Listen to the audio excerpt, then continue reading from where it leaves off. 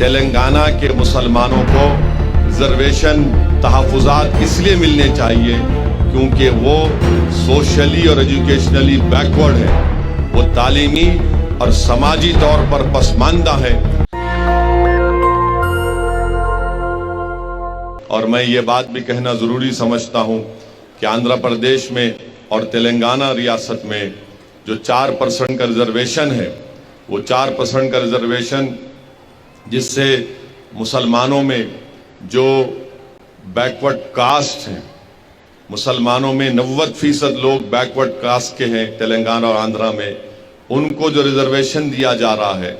جس سے بہت فائدہ مسلمانوں کے ان بیکورڈ کاسٹ کو ہوا ہے۔ ہم یہ امید کرتے ہیں اور ہم اس بات کا مطالبہ کرتے ہیں کہ تلنگانہ کے چیف منسٹر کے چندر شیکھر راؤ اور آندھرا پردیش کے چیف منسٹر جگن موہن ریڈی، جو سپریم کورٹ میں یہ کیس آیا ہے کانسٹیٹیوشن بینچ کے سامنے،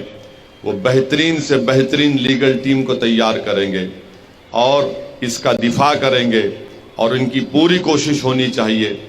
کہ ہم سپریم کورٹ کے سامنے مسلمانوں میں جو بیکورڈ کاسٹ ہیں ان کے پسماندگی کا ڈیٹا سپریم کورٹ کے سامنے رکھیں۔ اور تلنگانہ میں سدھیر کمیٹی کی رپورٹ ہے، تلنگانہ کی سدھیر کمیٹی کی رپورٹ پورے اعداد و شمار اور ڈیٹا امپیریکل ایویڈنس جس کو کہتے ہیں، جس سے یہ بات صاف طور پہ ظاہر ہوتی ہے کہ تلنگانہ کے مسلمانوں کو ریزرویشن تحفظات اس لیے ملنے چاہیے کیونکہ وہ سوشلی اور ایجوکیشنلی بیکورڈ ہیں،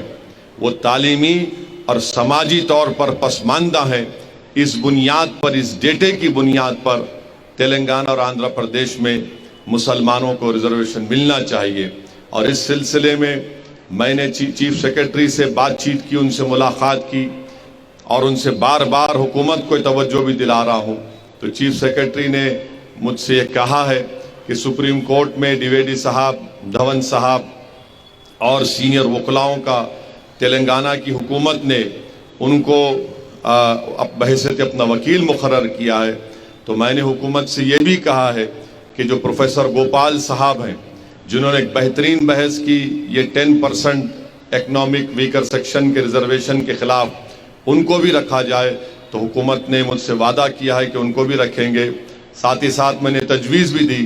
کہ MR شمشاد صاحب کو اور نظام پاشا صاحب کو اس لیگل ٹیم کا حصہ بنایا جائے، کیونکہ اگر ہم اپنی طاقتور لیگل ٹیم نہیں بنائیں گے تو خدا نخواستہ ایسا نہ ہو کہ ہم یہ 4% تحفظات سے خدا نخواستہ ہم اس کو کھو دیں۔ تو اس لیے بہت ضروری ہے کہ تلنگانہ کی حکومت، تلنگانہ کے چیف منسٹر اور آندھرا کے چیف منسٹر ان ریاست کے جو مسلمانوں میں جو بیکورڈ کلاس ہیں، جو جن کا ایجوکیشنلی اور سوشلی بیکورڈ ہیں، ان کے لیے پوری کوششیں کرنا ہے۔ ہم بھی حکومت پر دباؤ ڈال رہے ہیں، ہم بھی حکومت سے نمائندگی کر رہے ہیں کہ آپ اس کیس میں بہترین اس کا دفاع کریے اور تلنگانہ کے مسلمانوں میں جو بیکورڈ کاسٹ ہیں ان کو جو 4% تحفظات مل رہا ہے، جس سے ہم دیکھ رہے ہیں کہ گورنمنٹ کے میڈیکل کالج میں، گورنمنٹ کے انجینئرنگ کالج میں، گورنمنٹ کے ڈگری کالج میں، گورنمنٹ کے MA کے کالجز میں، ٹیچرز میں، پولیس کے ریکروٹمنٹ میں، ٹیچرز کے ریکروٹمنٹ میں یہ 4% ریزرویشن کی وجہ سے، تحفظات کی وجہ سے مسلمانوں کا ریپرزنٹیشن بڑھا ہے۔ ہماری لڑائی کیا لڑائی ہے؟ ہماری لڑائی ریپرزنٹیشن کی لڑائی ہے کہ اگر 10 لوگ ہیں تو اس میں ہماری کتنا ریپرزنٹیشن ہے، ہماری کتنی نمائندگی ہے۔ یہ لڑائی مجلس اتحاد المسلمین کی ہے۔ ہم اپنا حصہ چاہتے ہیں، ہم اپنا حصہ لے کر رہیں گے انشاءاللہ تعالی۔ یہ لڑائی مجلس کی ہے اور یہ لڑائی کا آغاز مجلس اتحاد المسلمین، جو فخر ملت عبدالواحد اویسی نے مجلس اتحاد المسلمین بنائی تھی، جب سے ہماری لڑائی ہے کہ مسلمانوں کو بھارت میں ان کا حصہ ملنا چاہیے، ریپرزنٹیشن ملنا چاہیے۔ اور ریپرزنٹیشن اس وقت ملے گا جب ہم پڑھیں گے، سیاسی طور پر طاقتور ہوں گے اور حکومت کو دباؤ ڈالیں گے۔ حکومت سے ہم جا کر ڈیمانڈ کریں گے کہ آپ اقلیتوں کا، دلتوں کا، آدیواسیوں کا بھی ریپرزنٹیشن دیجئے۔ تو 4% جو ریزرویشن ہے وہ ریپرزنٹیشن کی لڑائی ہے اور ہم تلنگانہ کے چیف منسٹر سے، آندھرا کے چیف منسٹر سے اس بات کا ڈیمانڈ اور مطالبہ کرتے ہیں کہ وہ بہترین سے بہترین لیگل ٹیم بنائے۔ آندھرا پردیش کے چیف منسٹر کے آفس سے بات ہوئی تو انہوں نے کہا کہ سپریم کورٹ کے جو نامور وکیل ہیں جناب کپل سبل صاحب کو انہوں نے اپنی لیگل ٹیم میں اپنے وکیل